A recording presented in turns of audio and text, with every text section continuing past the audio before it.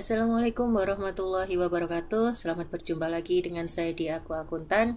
Di dalam video kali ini kita akan membahas jurnal penyesuaian untuk CV Roti Jaya. Jadi kita akan mengerjakan jurnal penyesuaian sampai dengan laporan keuangan, menyelesaikan siklus akuntansi untuk CV Roti Jaya. Yang pertama adalah CV Roti Jaya, dokumen 1 untuk memorialnya. Ini ada BMP 121.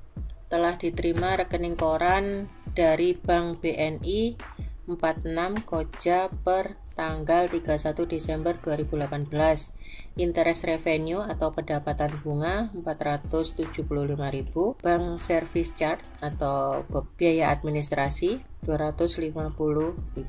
Kita jurnal pada jurnal penyesuaian. Yang pertama adalah debitnya kas di bank, kemudian debit bank service charge, kreditnya adalah interest revenue.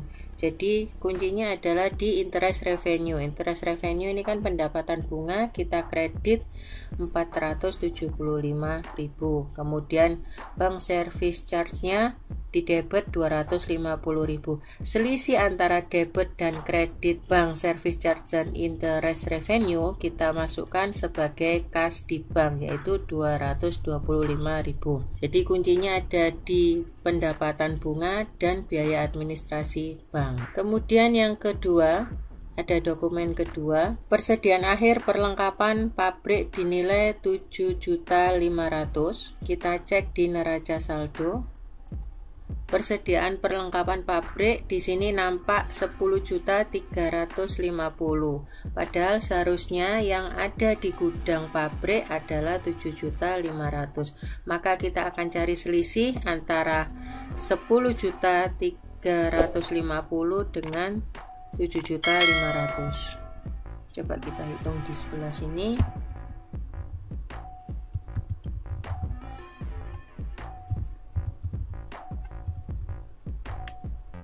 Oke, maka akan terjadi pemakaian perlengkapan pabrik 2.850.000. Nanti kreditnya akan kita catat sebagai perlengkapan pabrik. Kita cek di jurnal penyesuaian.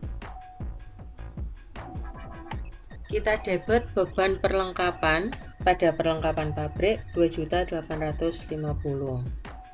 Kemudian yang kedua, beban penyusutan peralatan pabrik yang dibebankan ke BOP. Karena ini dibebankan ke BOP, maka beban penyusutan peralatan pabrik kita anggap sebagai BOP.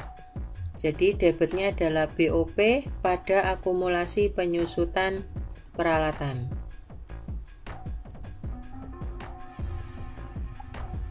Jadi biaya overhead pabrik debit, akumulasi penyusutan peralatan pabrik kredit sebesar 375.000. Selanjutnya beban penyusutan bangunan dan beban penyusutan kendaraan, ini sama.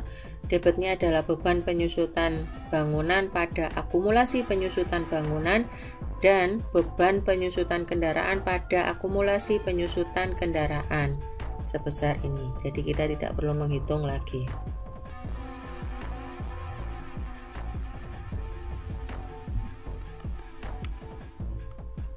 Jurnal untuk beban penyusutannya.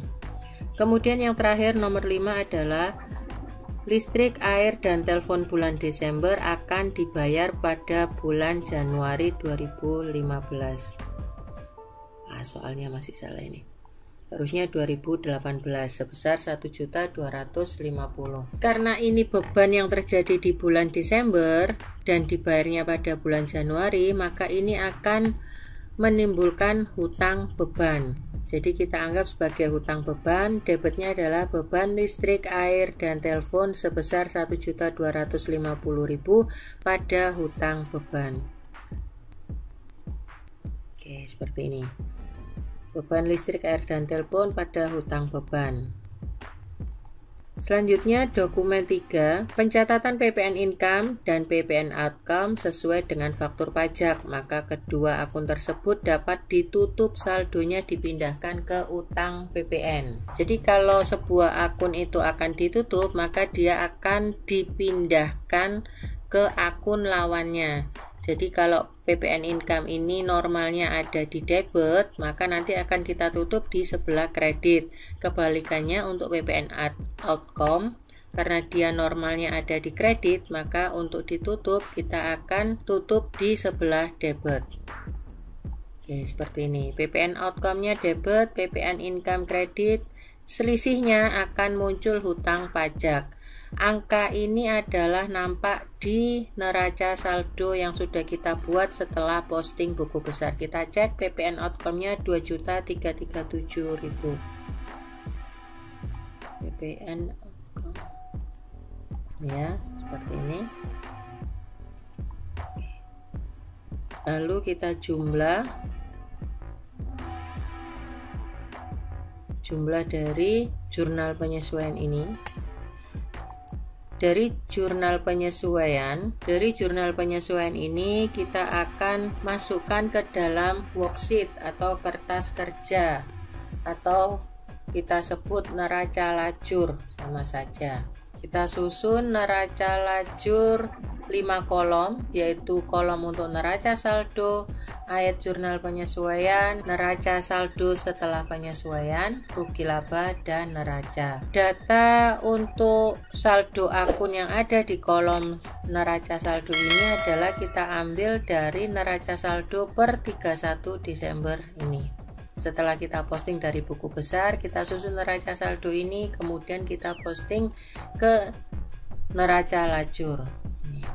Kemudian akun-akun yang berkaitan dengan jurnal penyesuaian ini kita posting ke neraca lajur. Nih, di sini kita sudah melakukannya. Jadi untuk pengecekannya bisa dicek untuk jumlahnya. Debit kredit harus selalu balance. Jadi ini debit kredit, ini debit kredit. Harus selalu balance. Bagaimana cara menghitung neraca saldo setelah penyesuaian? Jika dia bersaldo normal di debit, maka untuk menghitung neraca saldo setelah penyesuaian adalah neraca saldo debit ditambah AJB debit dikurangi AJB kredit.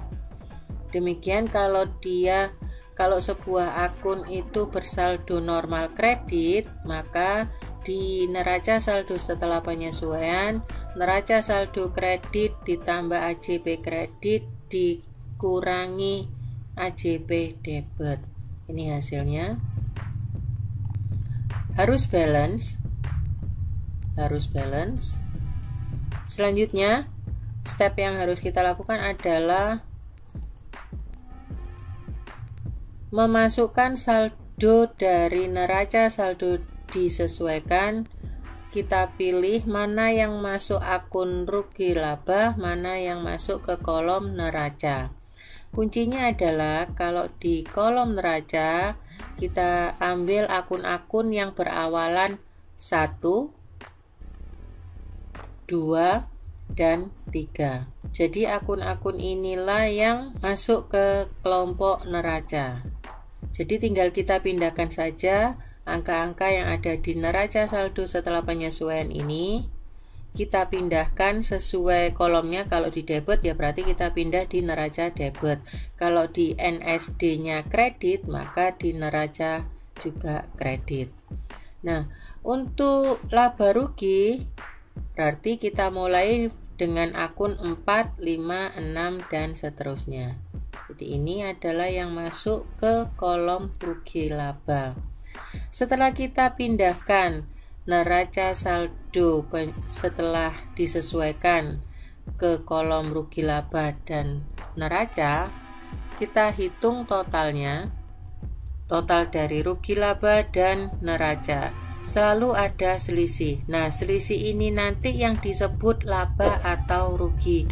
Jika posisi kredit di laba rugi ini debit, jika posisi kredit di rugi laba lebih besar, maka ini disebut laba. Selisih antara rugi laba dan neraca harus sama. Jadi kalau di sini adalah selisihnya adalah Rp4.840.990, maka di neraca pun juga harus sama.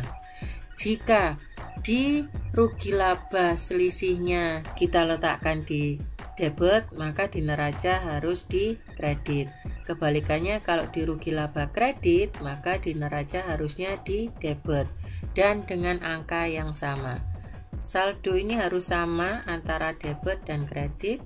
Neraca juga demikian, debit dan kredit harus balance.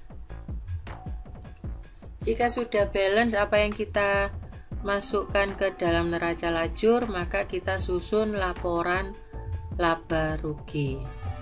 Laporan laba rugi yang kita susun cukup berdasarkan dari kelompok 4, 5, 6 sampai dengan 8 dan 9. Jadi kuncinya adalah kita cukup memperhatikan kolom laba rugi ini yang saya blok ini, cukup memperhatikan ini. Jadi nanti akun-akun yang ada di kolom laba rugi ini nanti yang akan kita catat di laporan laba rugi. Jadi seperti ini, penjualan, kemudian ada harga pokok penjualan. Karena tadi masih ada biaya overhead pabrik, maka BOP akan menambah harga pokok penjualan. HPP akan mengurangi penjualan, disebut laba kotor. Kemudian kita hitung beban-beban operasionalnya. Laba kotor dikurangi jumlah beban-beban, disebut laba kotor operasional. Kemudian ada pendapatan dan beban di luar operasional. Jadi ada pendapatan bunga, pendapatan lain-lain, dan dikurangi dengan beban administrasi bank. Jadi ini jangan lupa, ini dikurangi pakai tanda minus. Jumlah dari laba di luar operasional kita tambahkan dengan laba kotor operasional. Ini kita sebut laba bersih sebelum pajak. Karena di soal ini kita tidak menghitung pajak, maka cukup sampai dengan laba bersih sebelum pajak. Labanya adalah Rp4.840.990. Ini harus sama seperti selisih yang sudah kita hitung di neraca lajur. Nih, harus sama. Kalau tidak sama, berarti silakan dicek lagi. Mungkin ada terjadi salah input atau salah hitung di kalkulator kalian. Harus sama. Kemudian kita susun laporan ekuitas, perubahan ekuitas. Ada modal awal wawan. Ini kita ambil per tanggal 1 Desember 2018, modal awal. Ditambah laba bersih yang sudah kita hitung barusan. Kemudian dikurangi prive wawan. Jadi ini sebagai pengurang prive. Masih ada laba sebesar 4.110.990. Jadi modal awal ditambah penambahan modal sama dengan modal akhir wawan. Kemudian kita susun laporan perubahan posisi keuangan. Jadi yang ada di neraca lajur tadi kelompok 1 sampai dengan 3. Angka-angka inilah yang akan masuk, akun-akun ini yang akan masuk ke dalam neraca atau laporan posisi keuangan. Nah, ini hasilnya. Jadi kita susun semuanya di laporan perubahan posisi keuangan. Yang perlu diperhatikan adalah untuk ekuitas. Karena kita sudah menghitung perubahan ekuitas, maka ekuitas wawan yang masuk ke dalam laporan perubahan posisi keuangan adalah modal akhir wawan. Jadi sesuai dengan ekuitas yang sudah kita hitung sebelumnya, 291 juta sekian. Nih sama. Dan harus balance antara total aktiva dan total pasiva.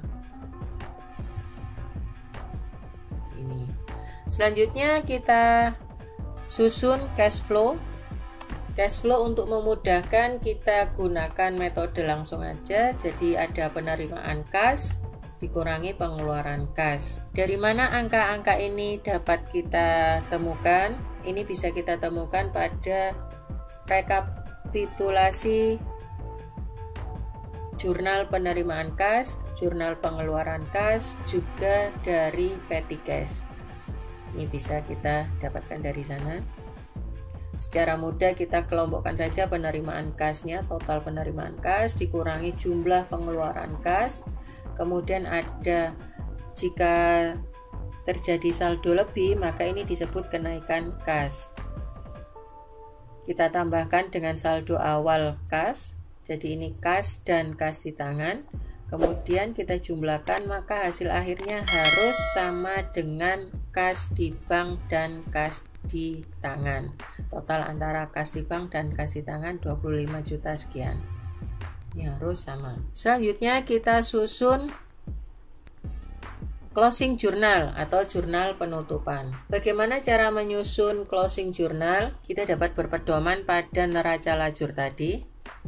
Jadi, akun-akun yang masuk ke dalam laporan laba rugi ini adalah akun-akun yang akan kita tutup closing journal. Jadi yang ada di posisi kredit kita pindahkan ke debit, dan yang ada di debit kita pindahkan posisinya di kredit. Kita cek. Jadi penjualan tadi adalah di kredit, kita pindahkan ke debit. Jadi pendapatan-pendapatan kita pindahkan ke debit, sedangkan beban-beban kita pindahkan ke kredit. Selisih antara debit dan kredit kita masukkan sebagai harga pokok penjualan. Nih selisihnya. Selanjutnya, karena sebelumnya kita sudah memiliki harga pokok penjualan yang ada di debit ini, maka akan terjadi selisih antara harga pokok penjualan debit dan di sini ada harga pokok penjualan kredit. Kita hitung selisihnya 38 juta sekian, ini kita kurangkan dengan 33 sekian. Hasilnya adalah selisihnya adalah 4 juta 849,90. Ini sesuai dengan laba rugi yang sudah kita hitung. Jadi kita anggap sebagai harga pokok penjualan. Ini sudah saya tulis sebagai laba. Karena ini laba, maka akan menambah ekuitas Wawan, akan menambah modal. Kemudian yang selanjutnya adalah kita tutup prive. Prive ditutup di sebelah kredit, maka prive akan mengurangi modal Wawan atau ekuitas Wawan. Jadi seperti ini jurnalnya. Sangat mudah sekali, bukan? Lalu yang terakhir adalah neraca saldo setelah penutupan, post closing trial balance. Angka-angka ini bisa kita dapatkan dari neraca yang sudah kita susun sebelumnya ini. Namun untuk post closing trial balance bentuknya adalah dari atas ke bawah.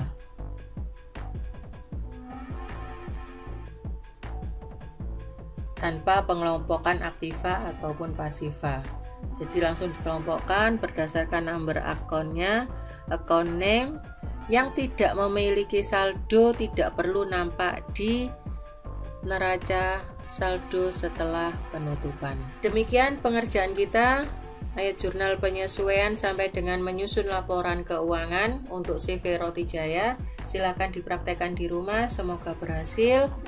Jangan lupa tinggalkan saran dan kritik di kolom komentar untuk kita berdiskusi. Silakan like, subscribe, dan share video ini, semoga bermanfaat. Wassalamualaikum warahmatullahi wabarakatuh.